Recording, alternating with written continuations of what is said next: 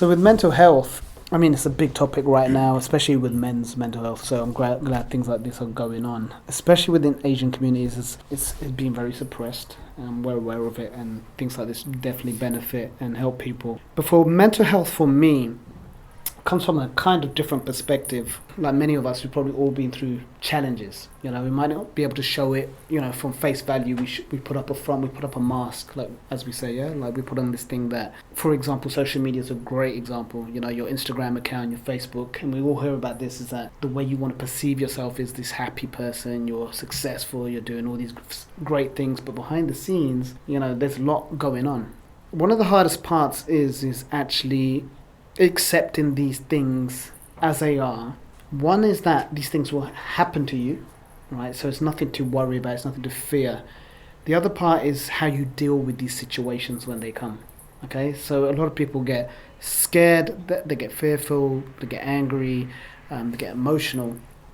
So when these things happen to you in your life, you need to be equipped basically with the right tools to understand these emotions and these thoughts that you have. So mental health to me is really about our birthright to be happy as individuals. We're all born happy, you know, but something through your life from a kid, when you go into school, you go, you know, into adolescence, you go into your teenage years, then you go to university and you go to work, whatever. All along that journey, you're picking up new thoughts, beliefs that's shaping who you are, shaping your I am, shaping your ego, essentially. I am who I am today based on everything I've ever been through, you know, whether that's been, I've seen people pass away, whether this gone through racism, whether I've, you know, gone to states of, you know, suicide, or whether I've been through drugs or alcohol, whatever I've been through has shaped who I am today. And a part of all of that was all a blessing. You know, at the time, a lot of this stuff always looks like it's the worst thing that can ever happen. You know, and I can't talk for everyone where if something's happened and people say, oh, you know, especially in Punjabi culture, Sikh culture, they say, you know, it's hukam, it's what it is. It is what it is. Accept it, just move on. And when someone passes away, you say, oh, you know, I'm sorry, I'm there for you. But for you in that moment, the person going through the pain, that's the last thing that wants to be heard. You know, because you're trying to deal with something yourself that no words from outside can actually help you. There's so many scenarios, and sometimes we're talking about the death, we're talking about the racism, but there's some issues where we're not talking, which is very real. Like, it's been my journey as a meditation and mindfulness teacher to even process some of the hardest things that I never thought I'd experience. You know, I thought I'd seen it all. Like from a kid, you know, I went through the whole identity crisis, you know, like I want to cut my hair because I went through the whole racism thing, you know, like only guy with a turban in the school. Although the school was multicultural, I was the only guy with a turban in my school.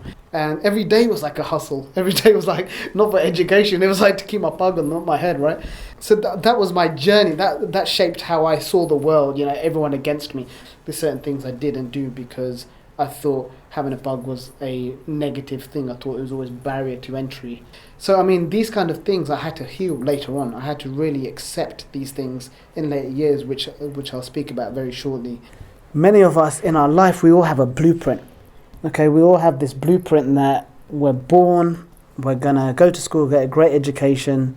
You know, when we're young, well, I'm kind of actually generalizing. Many of us probably don't have this, but the traditional way of looking at it is that you go to school, get a great education, you go to university, you know, and if you're an Indian anyway, you have to go to university, okay?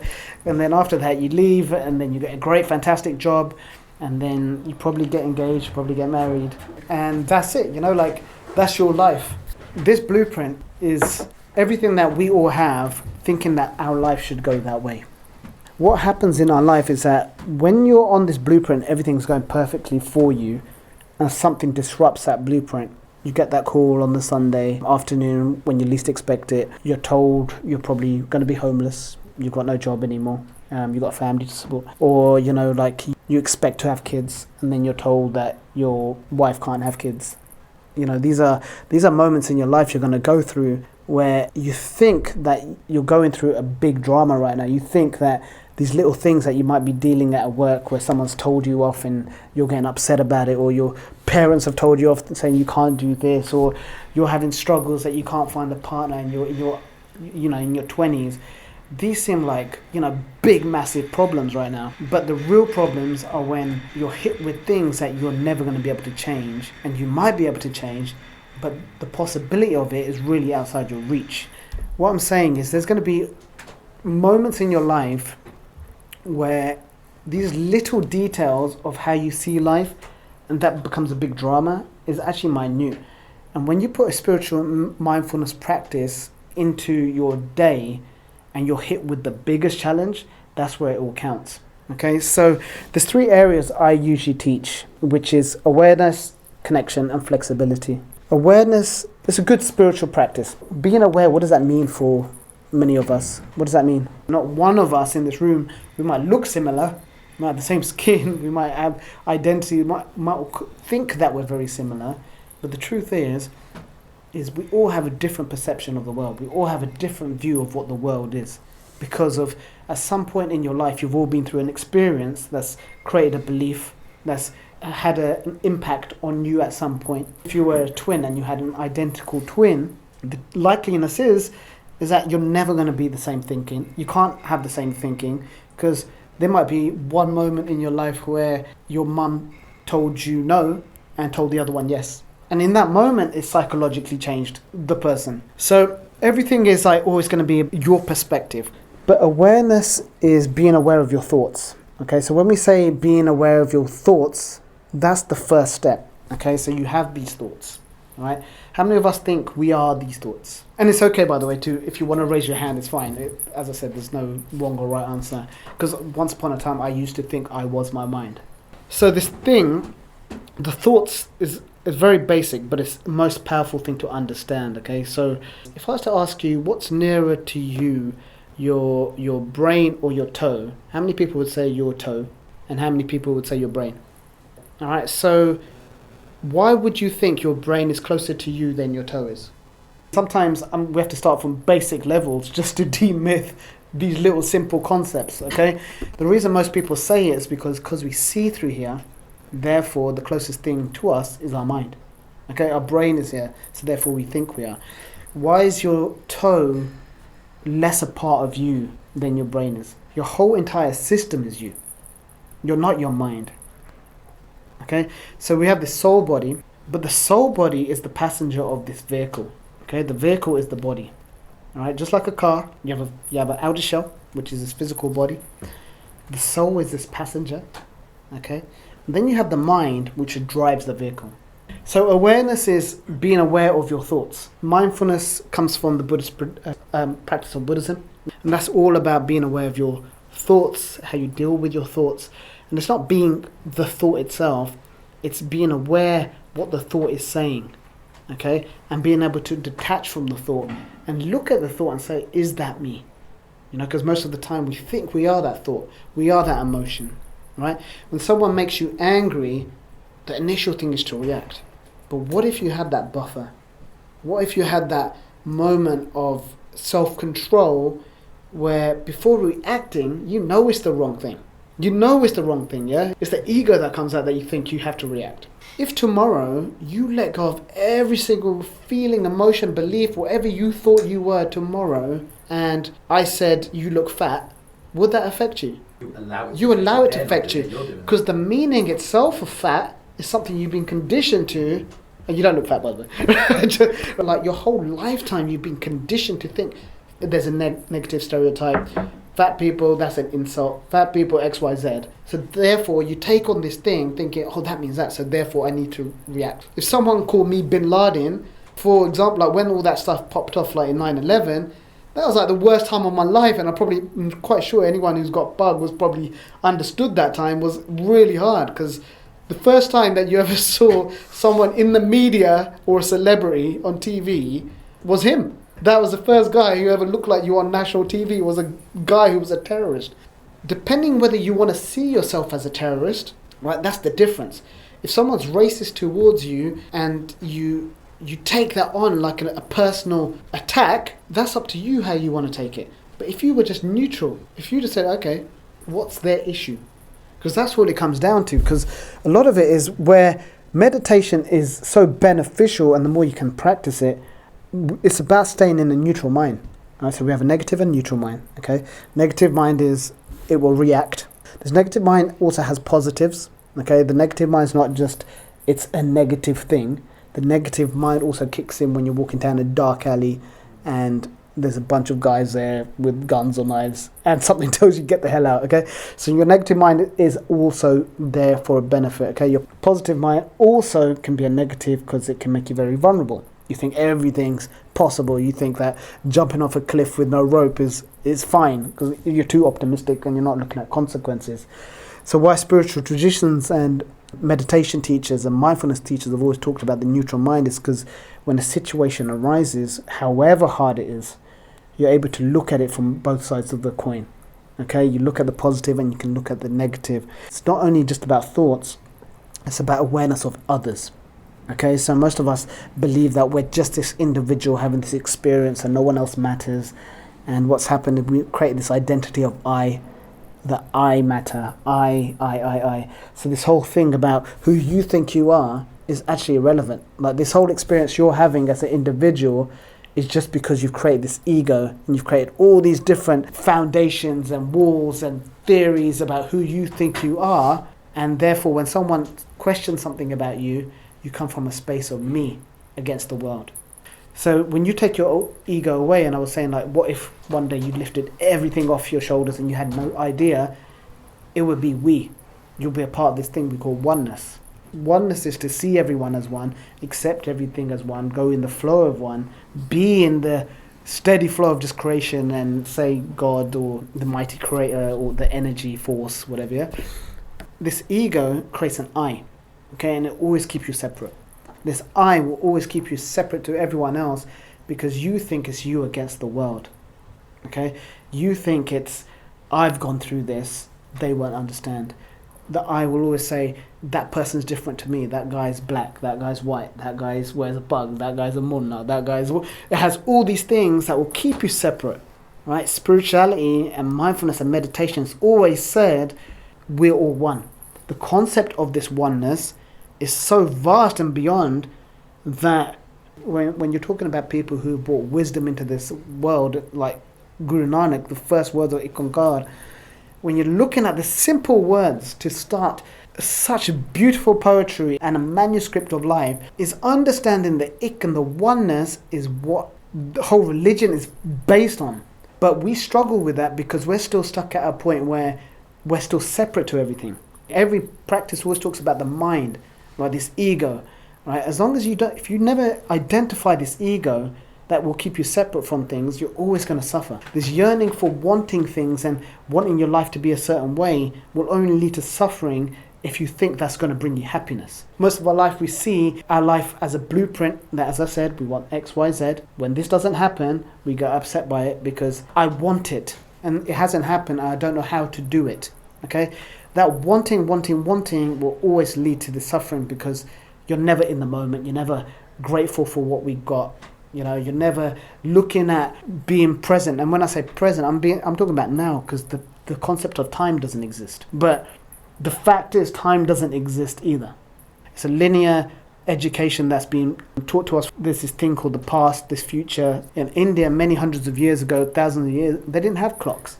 Everything was based on seasons, times, the moon, the light, the stars. Everything was astrology. They had no concept of this stuff, right? And when it was brought into our life, then all of a sudden we've put these conditions that we need to achieve by this time. We need to do this by this time. We need to do this by this time. At the age of 65, where did that come from, that retirement? Who said that 65 needs to be the age of retirement? That was brought in from the Germans. And when that concept of retirement was brought up, it was a random figure. Someone said, when should people retire? 65. In fact, actually, sorry, it might be 55 because it went up now to 65, okay? So when initially it came out, it was just random. There's no study behind why it should be that way, okay? And when people get to 65, what happens? Most people who get then to 65, we're working throughout our life thinking that 65 is this magnificent year where I retire, now my life starts. 65 is this new thing that we're all working towards. So this awareness thing, I can talk about it all day long, all right? But awareness through spirituality is being aware of your thoughts, being aware of your surroundings, being present, and also being aware of how powerful you are. And I think that's a talk for a different time. Connection and identity is step number 2, which I talk about. Having connection to yourself is probably going to be the hardest practice that someone can actually go through, okay? So most of us go through trying to connect to the world, right? Most of us are trying to connect to what's out there. We know everything about the area we work in, but we're so much out about learning about the world, where spirituality is always told you about looking in. The more you look in, the answers are there. Okay, this connection to within will give you every single answer that you've ever asked for. Whether you go through the most difficult time in your life or whether you just need an idea. Only you have that ability to build that connection with you. But the truth is unless you're willing to sit and understand yourself, you're probably going to suffer most of your life. And it's a very bold statement, but most of my challenges and things that I've been able to conquer is because I've been able to, at the start, I struggled. You know, when I went through my first spiritual practice, I was a DJ in a nightclub where I had cocaine on a turntable, I had, you know, girls coming in and my ego was telling me I need to look this way, I need to talk this way, I need to drink this way, I need to do everything that people want me to do because it comes with the territory, okay? And I was in this clash where I was going through this journey where I wanted to be meditating, I wanted to be in like the presence of great people and want to be listening to great things and spiritual wisdom. Come back about 3, go to sleep for an hour, and I wake up at 4 just to get up to meditate and do a practice because I was so dedicated to it, and not because someone had told me, because all of a sudden I had got this sweetness to start doing something, wanting to learn about myself. When you can learn about yourself and start exploring yourself, it will be through meditation and be through mindfulness, because it's the only techniques that are going to allow you to do that. When I got into my journey, all of this was really new, and I can talk about it quite easily now, and I might be saying concepts which sound really far-fetched. But one of the concepts when I talk about awareness is literally you need to start becoming aware of your simple thoughts, and even to the point of your own breath. You need to start getting more flexible with your thoughts. And what I mean with that is not just flexible physically, that's great, but flexible with your mind, where if someone's said something to you, especially those of you who are married will 100% know this. I think being married is the best meditation and spiritual practice you're ever going to get, because you have to learn compromise. But with flexibility is that part of when you've been told you can't do something, or there's something coming in your way and you're not willing to adapt, or you're not willing to identify your own thoughts. You're not looking at how can I do this in a different way. You know, so flexibility for me has always helped me in some of my hardest times, because you go through this journey of life where you get hit by certain scenarios, you lose people around you, you know, you get to points where you don't have work, you know, you don't know how you're going to support yourself, you don't know whether you can get a job, and then you might question your identity again, you might question things about your education, your skill, you might have a separation, you might not, things might work out in relationships, they might not, okay? You go all through these things, that's just natural life, that's just progression of life, and it's all of this stuff is helping you build your character. So when spirituality was introduced to me, and it wasn't just introduced, because it doesn't just get introduced, right? All your life is like a spiritual journey. For me, I was blessed enough, like at a young age, I saw my dad doing yoga, he's doing meditation, so I've always been influenced by that. I've always seen it from the peripheral. But in my later 20s, when I started to understand spirituality and the power of it, was literally where I was at a point where I thought I was at my peak. I thought that I had this money, I was a DJ, I had the girls, you had all this stuff that you thought life was. And you've seen everything, it's the hustle, you think you're top boy, you think you've seen everything now. And then when spirituality was introduced to me, there's a moment in my life where I realized that who I think I am is not who I am. I've become who other people think I should be. So I have become this person where I was needing self-validation from everyone else to become who I was.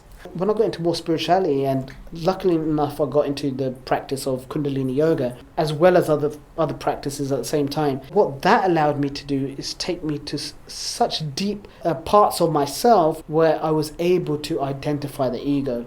Now, what we've done now is like literally 1% of how deep this thing goes. Is that when I started to realize who I was by going deep inside, it took time, it took work, it took effort.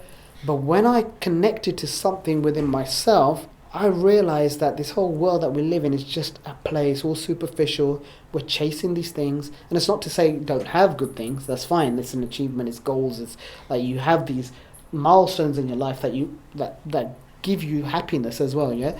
But this whole part of the richness I found was this thing within. My richness was in happiness. To being able to see a situation where the same situation can happen to someone right next to me, both affects the same person, but I could see how they broke down and how I was still okay about it. Especially even like if my own grandmother passed away, you saw everyone was great and I was so close, and you're just like, I understand death. The more you learn about this stuff, it's not a sad moment, okay? It's just, you got to see it how it is, not worse than it is, okay? You got to accept certain things, and the parts that we do miss are people's personalities, their presence, and that's natural, okay? What you need to learn, and what I want to teach so many people, is that there's all these answers out there, but you're going to spend your life searching and looking and reading for all these answers, talk the talk and go out there and tell other people how to live, but never apply anything to yourself. I see it all the time within, whether it's religion, culture, whatever.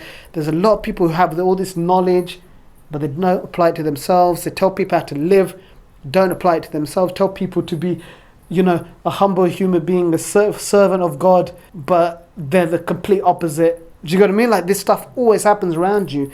What we need to do is learn these things and these techniques that we're reading back from all scriptures. There's 5 steps to spirituality, okay, to enlightenment, they say. One of the 4 steps before you reach that enlightenment moment is understand the teachings and you practice that. But it's also being aware of other people's teachings, other schools of thought. Because not just one way will ever define you to say that you get to God, which is also another myth. Okay, that whole thing of getting to God, it's just a myth. It's everything that you've ever heard about. It's the Western way of looking at the world, that there's this time linear thing. Okay, you die and then you reach God. The truth is, when you get into a meditation practice and you go within, you'll realize that when you understand this connection of oneness, you're connected to God. You can have these conversations with God. You're connecting to this thing. You're connecting to the earth. So everything that you see happen around you actually has no relevance. Because you start to connect to this thing that is so bigger and beyond you, that you look at how life is outside, you look at how nature is, you look at human beings, or you look at the sophistication of your own body, and you look at how the hell am I here? How have I been created? There's something so much greater and bigger than us. This thing does own us, and we're also a part of it. We're not separate from it. Getting a spiritual practice and mindfulness practice, I can teach you some meditations today, which have actually been probably 3 of the best meditation practices I've ever experienced. Yeah, you can start using these every day and build them up. Okay, they start from 60 seconds and you can go to 11 minutes to 31 minutes to hours if you want. Okay, I can only tell you from my experience that when I thought I had life figured out and I thought I knew how to deal with things, some of the hardest things, and for me it's still hard to even go deep into some of these scenarios, and even though it is an open forum, because it's still really hard, but I got through it only because of changing my perception and changing how I want to see the situation. You have that much power within yourself to want to be able to change how you look at it. Don't look at things as worse than they are. See it how it is. Yeah, and you can get through it that way. But when you have a really solid meditation practice and using mindfulness techniques, and let's just concentrate on meditation, that meditation goes so deep, it'll go beyond your physical body. We are connected to something so much more far greater than what you think you are. It's incredible. When you can start going within and then you get through the chatter, which is your first level, okay, the stress, this all the stuff that you think you're going through, when you can literally cut that off and then go within yourself, you have a sense of purpose. You have a sense of happiness. You'll be content. You won't be looking for things to bring you happiness. You don't need to chase things to bring you contentment. Okay? And then that final thing is when you're connected to this greater thing that actually sits within, you don't need anything else. And you look at everything else as just, as I said, a place. So when you're able to shift perspective on anything that's happening, you can deal with things in a completely different way. The oneness that spirituality talks about, we call that creation. We is actually connected to the oneness. Okay? Because we didn't just appear. We have been made up of the same particles, the same dust, the same organism, everything that's in this entire universe. It's a massive concept, and there's going to be people who have different ways of looking at it. I'm talking from a very specific spiritual perspective. Okay, when they talk about oneness, we're talking about this connected to everything. The everyone is still a part of everything, yeah? Because you're all connected to the same divine energy. We're all connected to this thing, yeah? Nothing separate. What happens to us is we create this I. Okay, the reason some people can see everyone as like themselves, and they've got so much love towards people, is because they've really dissolved themselves. They've dissolved the ego. They've dissolved this part that makes you think that you are who you are. What happens is we introduce ourselves to people, and I say, "What do you do?" And you tell me your job title, but you're not your job. You get what I mean? Like, so from foundation level, your parents are XYZ. You got this many siblings at the time you're born. Okay, you're born at that time and place in that hospital. So that's your base level. You can't change that. That's just what you are. Okay, not who you are. Then you go to university or college, and then these things of what you study becomes like your identity. Okay, I'm an artist. I'm good at maths. All these kind of things start getting in play. I'm good at sports. I like this team. I support Liverpool. I support Man United. All of these things throughout your life. I got rejected by her. She loves me. This person likes me. This person doesn't. I'm great at this. So all these beliefs and things that you go through your life creates the you. You get attacked by someone who looks a certain way. For the most of your life, you're probably never going to like that person who looks that way. Because you saw that person and they affected you at such a deep level that you're never going to be able to forgive that. Not to say that you should, but you can. Because it's just something that happened. But what we do is we hold these things. We put all this burden on our shoulders. We say as a man, we have to be the head of the house. We have to do all these things to be the perfect person. Have to look the certain way. We have to talk a certain way. You know, you look someone who's famous and then all of a sudden you want to be like that. You look at someone else and you go, oh, actually I need to be like that. Oh, I want to be spiritual. I need to get the beard. I need to get this. I need to get this. I need to get this. Right? My awakening for how I look was a awareness of myself. My awareness kicked in really when I went in to play squash with a cousin of mine, and for the first time in years, and he went to take the serve, and with tremendous power he hit that ball, and I made the rookie mistake of turning around on that serve. That ball went straight into my eye. In that moment I thought my eyeball and my brain had exploded. It was like, forget a punch to the face, this is a ball that goes right through the eye socket. Obviously everyone was like, whoa, what's just happened? But because of a spiritual practice, if this was before a spiritual practice, it might have been a different scenario. I remember my awareness of when that happened, the first thought I had in my head was, thank God he's given me two eyes. Okay? That was the first thought I had. The second thought that kicked in is my ego. Okay? The ego was, damn, how am I going to ride a horse? Because I play polo and stuff. So I was like, how am I going to ride a horse? Because I can't be able to, now I can't look on either side. So all of that stuff is, how can I be a designer? Because I'm in that, I was the creative director back then. I was like, how am I going to keep on top of my projects? All this stuff about who I became, because I should have lost my eye, all of a sudden challenged who I was as a person. I had to reassess who I was as a person in that one moment, okay? Long story short was I got rushed to hospital. It was very close to detachment of the retina. It was just split all the way from the sides. They had to laser it back in with no anesthetic, by the way. I was off work for about a month or so, or even longer than that. I listened to a lot of spiritual teachers and listened to just general motivational people. And I heard a teaching so simple, but it resonated with me so much that it actually changed my whole identity. Why do spiritual people have beards on their face? And he goes, the simple question's never been reversed to, why do you take it off? And within that moment, as simple as it sounds, it affected me in the sense that I was like, I talk about truth and I want to know my truth and I've explored my truth, but yet I am still catering to everyone else out there.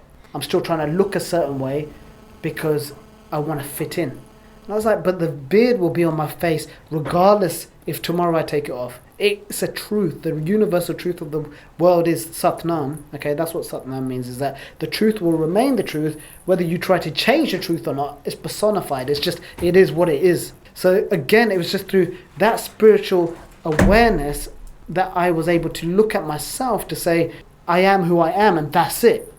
But it took time to get there. It wasn't like overnight. You know, I was already on a journey trying to delve into myself.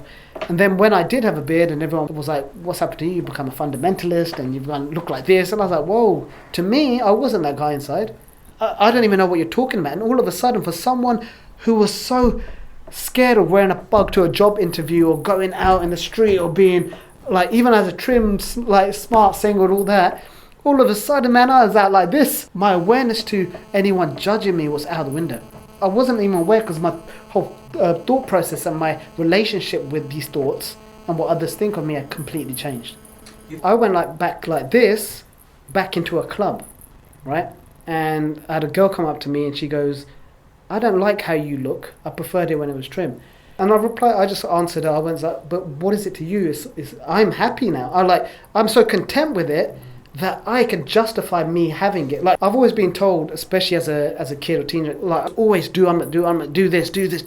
Like, but I never connected to it. And I was connected to the spiritual side. I couldn't connect to the identity side, because that whole thing of doing things for other people will never benefit you. Like, if you live this false identity, or you live this false life of trying to be someone that you're not, and you're not happy doing them, you're gonna suffer. Because I believe that this paradigm we live in right now is what you're experiencing. So how you want to feel about it is up to you. You know, so if you want to live with a negative mind and you want to hate everyone and you want to be stuck in your own ego and look at the world in a negative way, that's up to you. If people are giving you some tools to get out of that and look at it in a new perspective, new fresh perspective, or a way maybe that actually gives you that happiness, that's why people are after this happiness. It's not woo-woo, it's that you should feel good. You know, like, it doesn't matter what religion you are, you should just have happiness as the center of who you are. The concept of mindfulness is actually pretty simple, okay? It's just a practice that you need to start. And then there are different levels of mindfulness. Then it's mindfulness of like you going out and being aware. Then the level of awareness starts building when you go out and you start looking at certain things, appreciating things, looking at leaves, looking at the grain of rice. It gets really intense. But for the majority of people getting into it, that's too much. The reason why I do what I do is because school never taught me that. If you go through this life and you've never experienced it, I don't even feel like you've experienced life. I used to Thai box, kickbox, doing weights. Part of my first yoga class went in with so much ego, but I was there, that I had to lift my arms up for 3 minutes. And within 3 minutes, I was shouting at abuse at the instructor from my head, right? I was like, firstly in my head, but they're all my own insecurities, not her issue, it's my own insecurities. Like, I thought, yeah, I can lift you over my shoulders, I'm so strong. But all these things started breaking me down. And then something happened in this moment in this class where I realized my thoughts aren't actually serving me in the most positive way. They're actually bringing me down. And it was so clear that my heart consciousness, my heart was telling me, Chaz, you can do this. These are your arms, for God's sake. How can you not hold your own arms up? And then my mind was saying, oh, you're tired. Why are you here? It's a Friday night. What does she know? Like all these negative stuff. I realized, wow, who I think I am is not who I think I am. And then naturally that progressed me to open me up to a new experience of me that nothing else has ever taught me. Because trust me, I do a lot of self-development stuff. I go through all the talks, read all the books and everything else. But the journey is only as far as you want to also take it. if you're not willing to put the practice or do anything about it, it's not about how much you know, it's about the experience of actually doing something. I've got family members, I've got some friends, read all the literature, they know all the things, they know every god, every star in the universe, right? When something happens, they crumble, they get stressed out, they're shouting. You're like, hold on, but you're telling someone else about how to talk nicely to people and gratitude, but you're not applying it. You've got all the theory, you've got no experience. The reason mindfulness or any spiritual practice, there's always a teacher involved, is because they tell you the first steps or they guide you through it. If you want to pick up a mindfulness book and try doing it, the journey is going to be much longer, and you're basically trying to learn something based on your own programming already. With a teacher, they push you through something. You know, that's why you have mentors, that's why you have coaches in the world, and that's why you have spiritual gurus or saints or whoever is around you. It's because they push you out of your comfort zone. They push you to do things that you wouldn't do yourself. Okay, so meditation, the easiest way to look at it is it's got all these new meanings about it, okay? The same way you have a shower every day, meditation is the same thing for the mind. You're allowing your mind just to bathe and get rid of the dirt for the day. Yes, there's thousands of different variants of meditations. I've tried loads, but I stick to the ones that serve me, that actually give me a part of an experience which I enjoy doing. It gives me insight to myself. Some are mantra based, some are breath. It's not about this whole perfect this way or that way. I can meditate if I'm doing my artwork. I can meditate when I was DJing in front of thousands. Meditation is when you're in your own stillness. Meditation is so simple, but we've overcomplicated it today. So I have a practice every single day. Okay, so I wake up at 5 o'clock and my practice is solid for an hour. Okay, I do a variation of different meditations, yoga, singing, whatever I might be doing. Okay, before I go to sleep, I make sure it's at least I've got a 20-minute meditation, at least. Okay, the days I don't meditate, which might happen, because if I'm filming or if I'm flying in from somewhere and body clocks all over the place, or something's happened where it just doesn't allow me to give me that hour that I wanted, even 10 minutes is great, but I'm not grounded. Like, I use the term grounded because you feel like your feet are firmly on the ground and you feel like your mindset's right. You can walk into somewhere and smash it. You're not going into somewhere with worrying about anything. You're just in the zone, in the flow. That's me personally. That's how I'm aware of my own meditation practice. But at the same time, I do yoga as well. Yoga is the preparation for meditation, and it always has been. Yoga's not meditation, but it's always been the premise of setting yourself up for a good meditation. When it comes to the spiritual element of our life, there's always going to be controversy, okay? But there's always going to be controversy within yourself. Depending on how you want to perceive information, how you want to take it on, how you want to feel, that's what you got control on. These are techniques that everyone's got accessibility to. But it's whether you want to actually go and learn them or you just want to just talk about them. You know what I mean? So we've all got these abilities to really master the mind if you want to.